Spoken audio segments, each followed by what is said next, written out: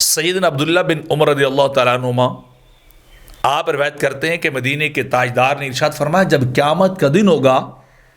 جب لوگ اللہ کی بارگاہ میں یوم قیامت کو آئیں گے تو الصیام والقرآن یشفعان للعبد یوم القیامہ، قیامت کے دن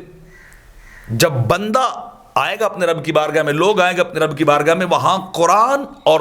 الصیام روزہ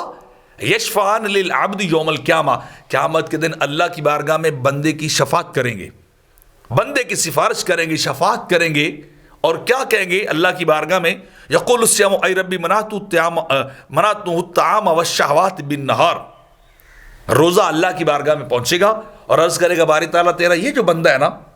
اس کو میں نے دن کے وقت کھانے پینے سے روکا، شہوات سے، ازدواجی معاملات سے روکا، تو یہ میری وجہ سے رک گیا، یہ دن کو کھاتا پیتا نہیں تھا، اپنا کھانا پینا ازدواجی معاملہ سب کچھ اس نے ترک کر دیا، لیکن کس وجہ سے؟ میری وجہ سے، میں اس کا سبب بنا تھا، اور اب کیا کر؟ فشفعنی فیہ، تو مہربانی کر میری شفاعت اس کے معاملے میں قبول کر، میں شفاعت کرتا ہوں، مہربانی کر اسے بخش دے، اسے جنت عطا کر۔ ادھر قرآن جو ہے وہ بھی آئے گا،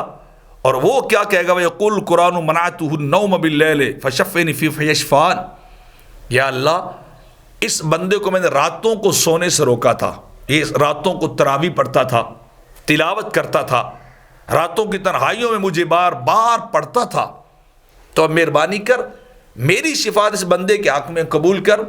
وہ دونوں شفاعت کریں گے اور ان کی شفاعت کو پھر قبول کیا جائے گا، یعنی بندہ روزوں کی وجہ سے اور تلاوت قرآن کی وجہ سے قیامت کے دن جنت کی طرف چلا جائے گا،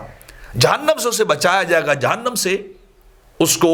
دوسری طرف جنت کے راستے پہ ڈال دیا جائے گا۔ کس کی وجہ سے؟ روزے کی وجہ سے یا پھر قرآن کی وجہ سے۔ تو میرے آقا فرماتے ہیں کہ قرآن اور صیام دونوں قیامت کے دن آ کے بندے کی شفاعت کرنے والے ہوں گے۔